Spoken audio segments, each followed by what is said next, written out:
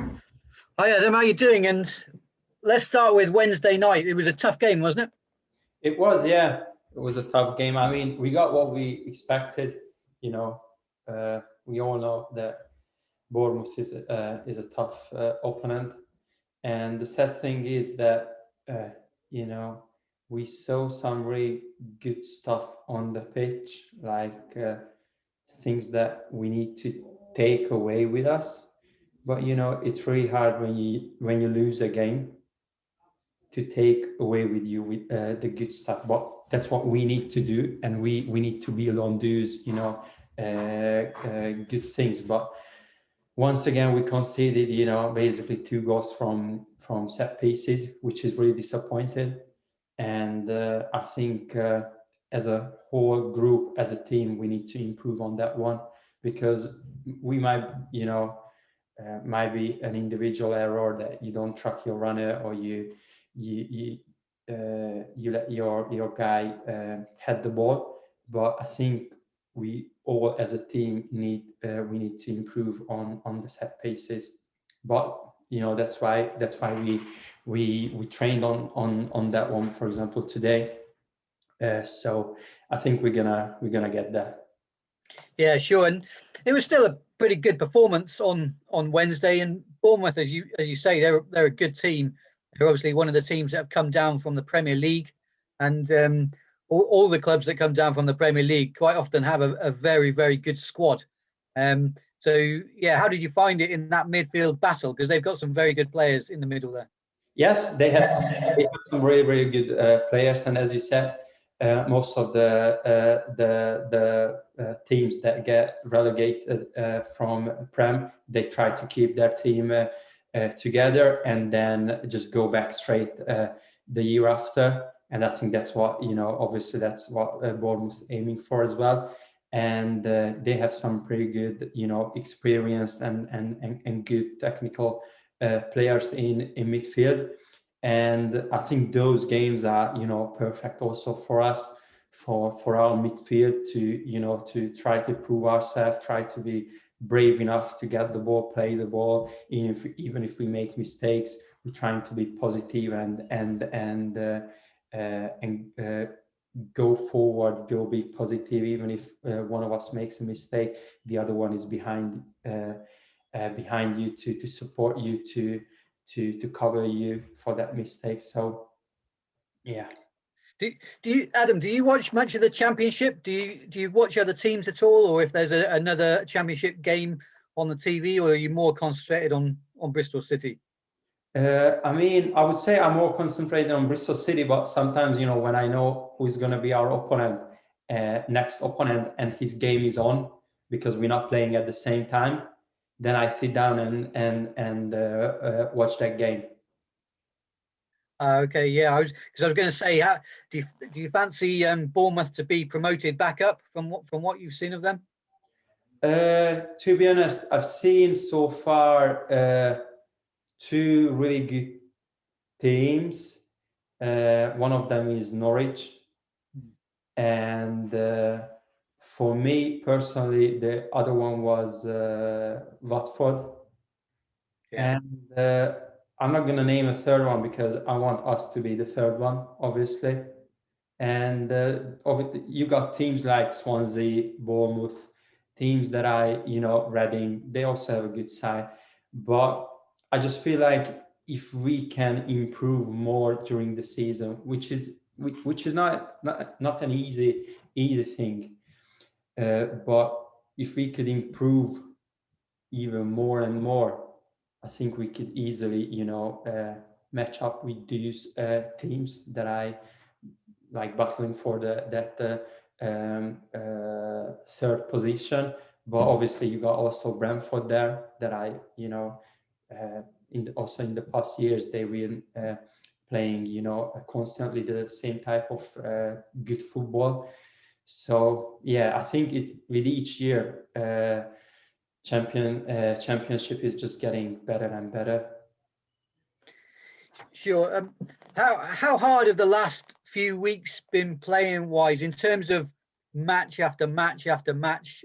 Saturday, Tuesday, Saturday, Wednesday. Next week, obviously, you don't have a midweek match for the first time in a long time. So it's hard. It's especially hard mentally, after a while.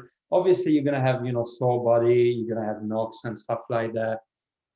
But we got a brilliant physio team. We got a really good facilities.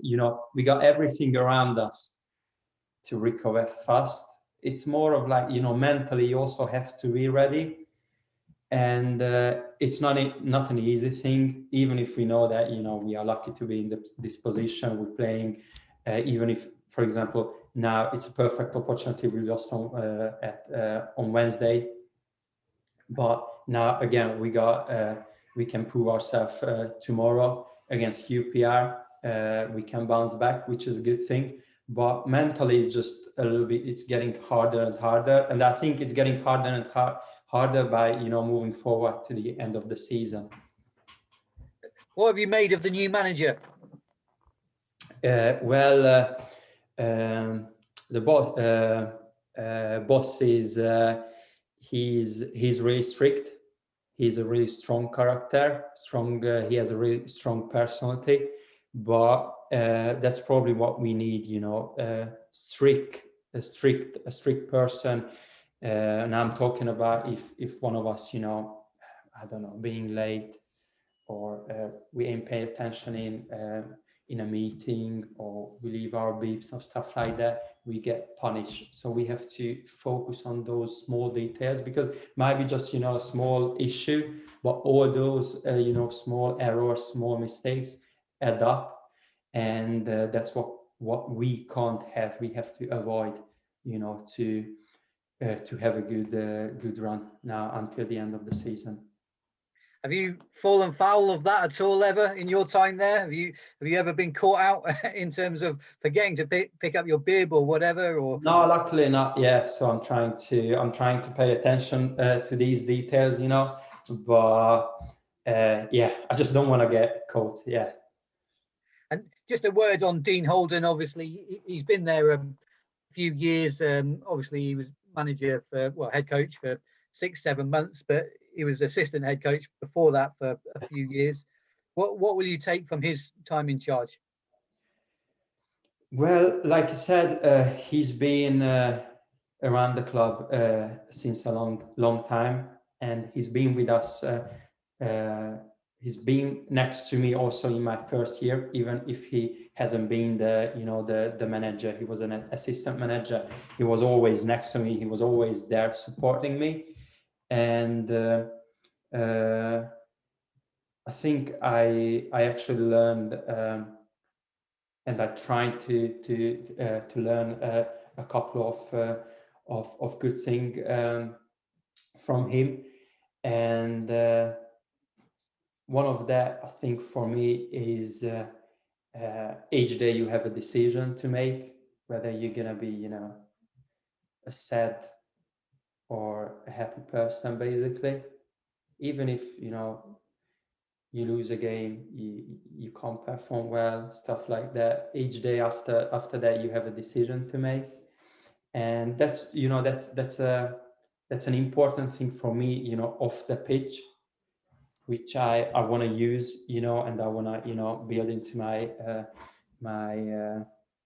life, and I think on the pitch, I just saw that he had such a big heart, and such a he had so much influence on getting to motivate, to get into your head by putting you to be in the stage, that you want to go up on the pitch and win all the battles, all the individual duels. So I definitely improved not only my personality and my character, but also I think my game philosophy under his hands. Yeah, sure.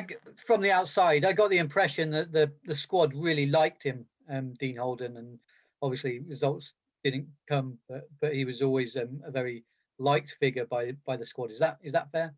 Yes, it is 100%. Yeah, spot on.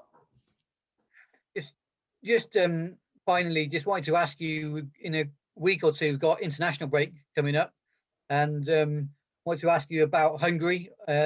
Obviously, you must be looking forward to the summer. We've spoken about it before.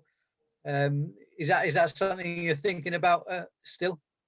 Yeah, 100%. I mean, obviously now because of the busy schedule, I'm trying to be, thinking about games after games. But, I have in my back of my head that we're going to have 3 important games now, in 2-3 weeks time. And the first one is going to be a big one against Poland, home. And then we're going to have 2 games away against San Marino and Andorra. But even if we're playing away against 2 like smaller teams, we still need to focus and get every details right. We can't be just going there, oh yeah, in paper we have to win like with goals, because it's not going to happen if we just on the game day we just turn up there and try to do something. We have to have the right mentality, going into those games.